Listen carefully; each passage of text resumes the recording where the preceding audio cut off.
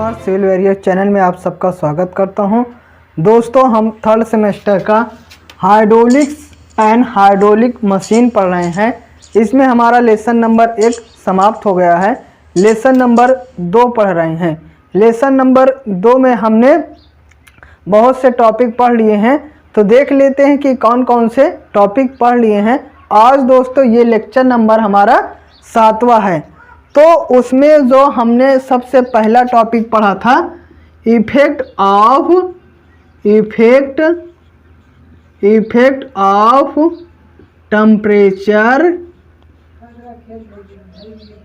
Temperature and pressure.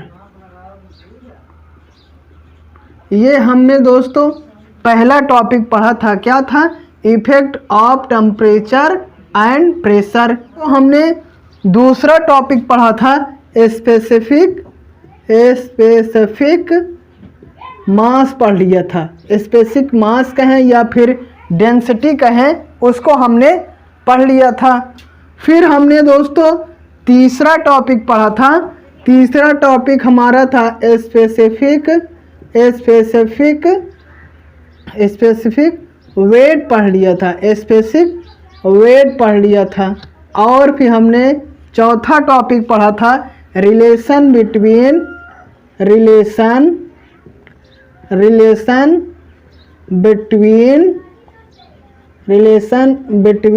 Specific mass and specific weight. तो कुल मिला के दोस्तों हमने इतना टॉपिक पढ़ लिया था। कौन कौन से टॉपिक पढ़ लिया था? Effect of temperature and pressure, और फिर स्पेसिफिक मास, फिर स्पेसिफिक वेट, फिर relation between specific mass and specific weight. और दोस्तों जो हम पढ़ेंगे, हमारा टॉपिक आज हम पढ़ेंगे 5वां टॉपिक पढ़ेंगे स्पेसिफिक वॉल्यूम पढ़ेंगे। स्पेसिफिक वॉल्यूम पढ़ेंगे। और छठा टॉपिक पढ़ेंगे स्पेसिफिक ग्रेविटी। क्या दोस्तों? स्पेसिफिक ग्रेविटी पढ़ेंगे। स्पेसिफिक ग्रेविटी पढ़ेंगे। तो ये दोस्तों ये 2 टॉपिक पढ़ेंगे। ये 2 टॉपिक पढ़ने के बाद हम फिर न्यूमेरिकल करेंगे। कौन कौन से? ये जितना हमारा आएगा इसके बाद हम न्यूमेरिकल करेंगे। तो दोस्तों ये वीडियो थोड़ा छोटा भी हो सकता है, क्योंकि हम इसमें सिर्फ 2 टॉपिक पढ़ेंगे। तो वीडियो को स्टार्ट करते हैं। और सबसे पहले हम स्पेसिफिक वॉल्यूम क्या होता है इसको हम पढ़ते हैं। तो हमारी हेडिंग क्या होगी? Specific volume.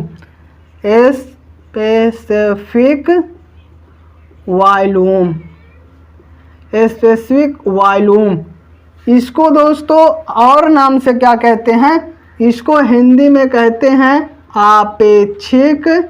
क्या कहते हैं? आपेक्षिक या फिर विशिष्ट। आपेक्षिक या फिर विशिष्ट आयतन कहते हैं। विशिष्ट आयतन कहते हैं।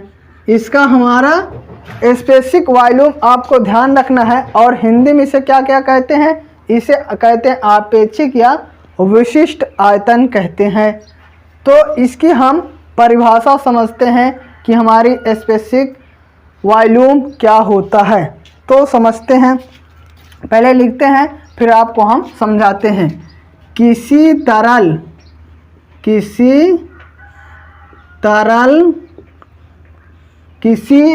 तरल पदार्थ का आयतन। किसी तरल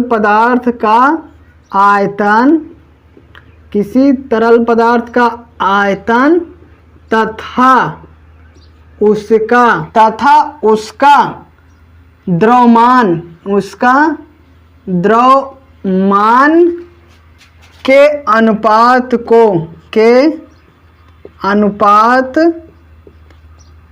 को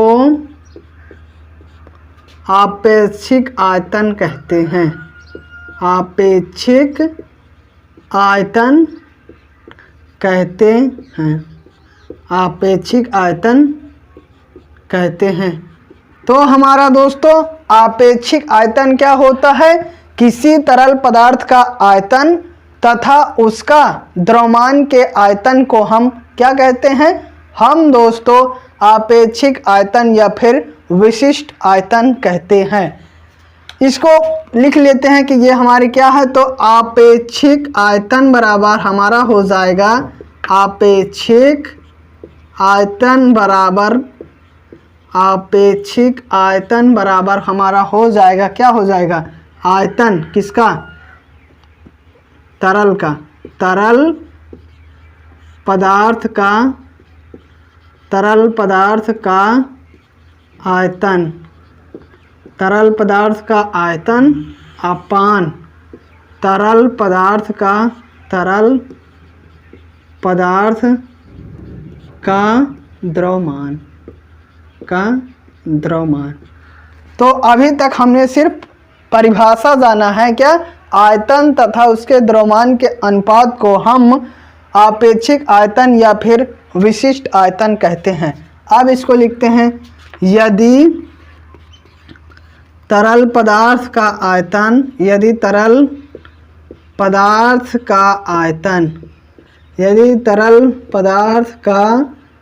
आयतन हमारा क्या हो? V हो, तथा द्रव्यमान हमारा M हो, तो आपेक्षिक, तो हमारा क्या हो जाएगा? आपेक्षिक आयतन बराबर हो जाएगा। आपेक्षिक आयतन को किससे प्रदर्शित करेंगे? स्मॉल v से प्रदर्शित करेंगे। तो हमारा स्मॉल v बराबर हो जाएगा v अपान m हो जाएगा। ये हमारा फार्मूला आ गया है, v अपान m हो जाएगा। अब इसकी दोस्तों हम विमा देखेंगे और इसकी फिर मात्रक देखेंगे। हमारा विशिष्ट आयतन है, विशिष्ट आयतन बराबर हमारा क्या आया है? स्मॉल v बराबर v अपान m आया है। मतलब आयतन तथा द्रव्यमान के अनुपात को विशिष्ट आयतन कहते हैं, स्पेसिफिक वॉल्यूम कहते हैं। अब इसको हम दोस्तों अब क्या करते हैं? इसका हम मात्रक देखते हैं। तो इसका मात्रक किसका? ये हमारा स्पेसिफिक वॉल्यूम है। इसका मात्रक हमारा क्या हो जाएगा? ये वॉल्यूम है। वॉल्यूम में हमारा क्या होता है?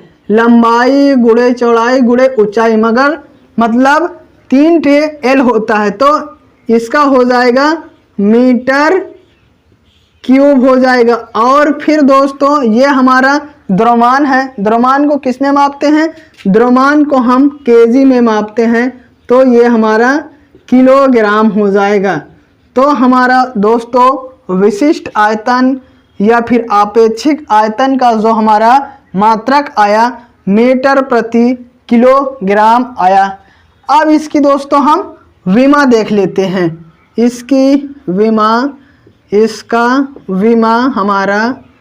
इसका विमा क्या हो जाएगा?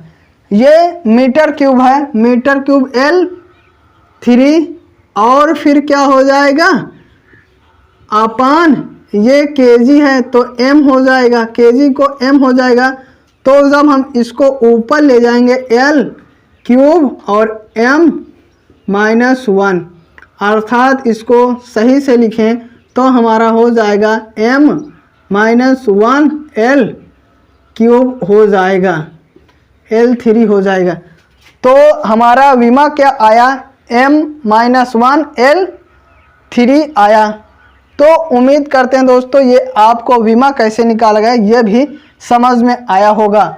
हमने डिफिनीशन देख लिया विशिष्ट आयतन की, फिर हमने दोस्तों मात्रक देख लिया, फिर इसके हमने विमा देख लिया है। अब क्या करते हैं? इसमें कुछ अलग एक डिफिनीशन निकालते हैं। ये हमने v है और ये कैपिटल V अपान m है, ये है दोस्तों। इसको समीकरण हम 1 मान लेते हैं, ठीक है। जब इसको हमने समीकरण 1 माना है तो लिखते हैं समीकरण 1 में अंश व अंश व हर में v से भाग देने पर। क्या कर रहे हैं? v से हम भाग दे रहे हैं। क्यों भाग दे रहे हैं? अभी देखिए कुछ संबंध आ जाएगा। तो हमने ये निकाला v अपान m/v। ये दोस्तों हमारा क्या हो गया? v से v कैंसिल हो गया, तो बचा क्या? v/1/m/v बचा। ये बचा। इसको समीकरण 2 मान लेते हैं। हमने समीकरण 2 मान लीजिए। वी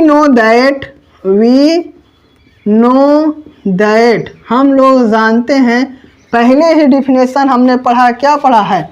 रो बराबर m/v। इसको किस में पढ़ा? हमने डेंसिटी में पढ़ा है या फिर स्पेसिफिक मास में पढ़ा है।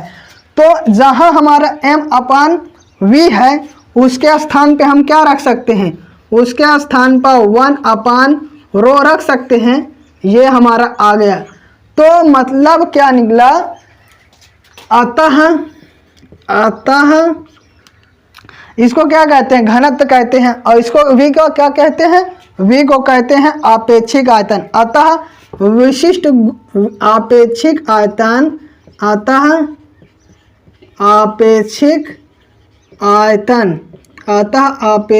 आयतन घनत्व का व्युत्क्रमानुपाती होता है। व्युत्क्रमानुपाती होता है। मतलब जब इसका मान बढ़ेगा तो इसका घटेगा, और जब इसका बढ़ेगा तो इसका घटा। मतलब एक दूसरे के व्युत्क्रमानुपाती होंगे। एक बढ़ेगा तो एक घटेगा, एक घटेगा तो एक बढ़ेगा। तो इसको हमने रिलेशन निकालने के लिए अंश व हर में v से भाग दिया है। तो उम्मीद करते हैं दोस्तों स्पेसिफिक वॉल्यूम का पूरा हमने डिफिनेशन समझाया, वो भी समझाया। फिर हमने मात्रक निकाला, फिर इसकी विमा निकाली, और फिर घनत्व और स्पेसिफिक वॉल्यूम में संबंध निकाला। ये भी आपको समझ में आया होगा। तो हमने स्पेसिफिक वॉल्यूम क्या होता है इसको समझ लिए हैं। अब हम दूसरा डिफिनेशन देखेंगे। दूसरा डिफिनेशन हमारा है स्पेसिफिक ग्रेविटी। क्या होता है इसको देखते हैं। इसको कहते हैं आपेक्षिक गुरुत्व या फिर विशिष्ट गुरुत्व।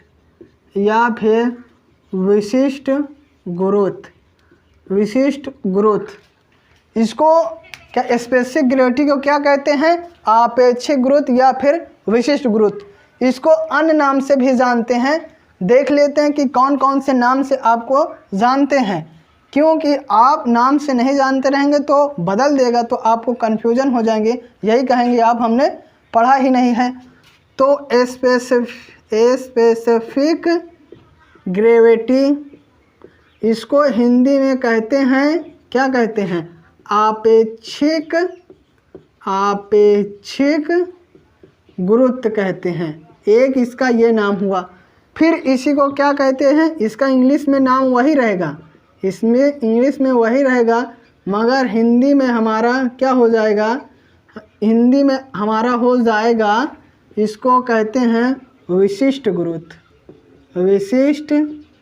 गुरुत्व। ये हो गया। और एक नाम कहते हैं स्पेसिफिक डेंसिटी।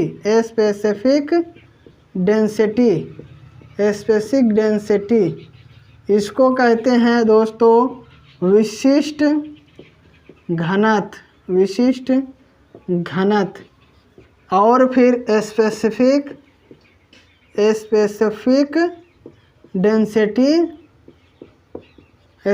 डेंसिटी इसको कहते हैं आपेक्षिक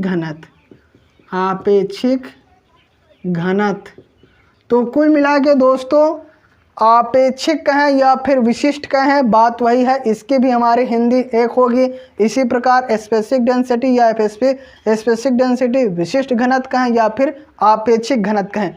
आपको एक भी कंफ्यूज नहीं होना चाहिए, क्योंकि हमने एक एक का विस्तार पूर्वक आपको बता दिया कि इसको हिंदी में क्या कहते हैं, आपेक्षिक गुरुत्व कहते हैं, विशिष्ट गुरुत्व कहते हैं, विशिष्ट घनत्व कहते हैं, आपेक्षिक घनत्व कहते हैं। अब हम इसकी दोस्तों परिभाषा देख लेते हैं कि हमारा आपेक्षिक गुरुत्व या विशिष्ट गुरुत्व या फिर आपेक्षिक घनत्व या विशिष्ट घनत्व क्या होता है। बेसिक ग्रेविटी की हमारी जो परिभाषा होगी इसको देखते हैं। तो लिखते हैं किसी तरल पदार्थ का घनत्व, किसी तरल पदार्थ का घनत्व डेंसिटी, किसी तरल पदार्थ का घनत्व तथा तरल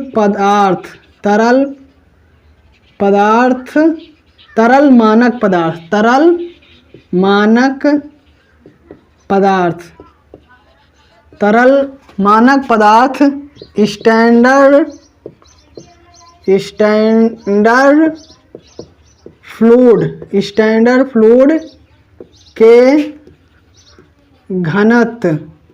स्टैंडर्ड फ्लूइड के घनत्व डेंसिटी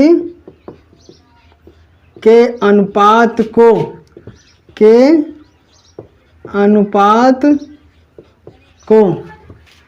किसी तरल पदार्थ का घनत्व, हमारा कोई पदार्थ रहेगा उसका सिर्फ घनत्व तथा तरल मानक पदार्थ स्टैंडर्ड फ्लूइड के घनत्व के अनुपात को आपेक्षिक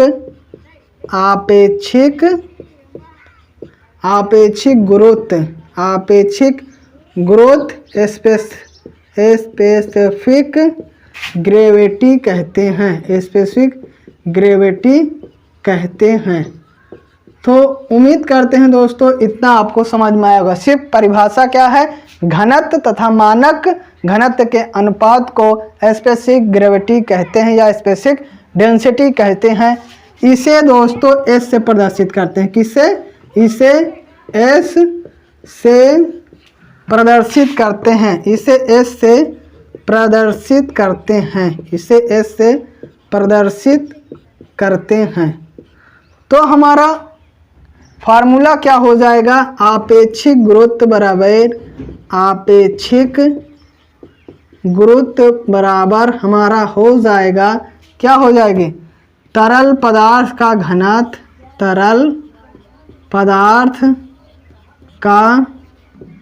घनत्व अपान मानक तरल पदार्थ का घनत्व। इसको दोस्तों यदि हम आपेक्षिक गुरुत्व को किससे प्रदर्शित करते हैं, आपेक्षिक गुरुत्व को हम एस से प्रदर्शित करते हैं और इसको रो घनत्व हो गया, ये किसका होगा, फ्लूइड का होगा। ये हमारा किसका होगा, फ्लूइड का होगा अपान रो स्टैंडर्ड फ्लूइड, मतलब जो हमारा मानक तरल है उसका घनत्व हमारा, ये फार्मूला आ गया है स्पेसिफिक ग्रेविटी को। तो सीधा सीधा क्या है, आपेक्षिक गुरुत्व या फिर विशिष्ट गुरुत्व किसे कहते हैं, तरल पदार्थ का घनत्व को रो फ्लूइड से प्रदर्शित करते हैं, रो किसका घनत्व, फ्लूइड का, और फिर मानक तरल पदार्थ का घनत्व रो स्टैंडर्ड फ्लूइड। तो इतना उम्मीद करते हैं आपको समझ में आया होगा। अब हम कुछ मानक तरल पदार्थ का घनत्व देख लेते हैं कितना होता है। क्यों, जल का घनत्व होता है, इसको हमने बताया था कि जल का घनत्व जो हमारा होता है 1000 kg प्रति मीटर क्यूब होता है।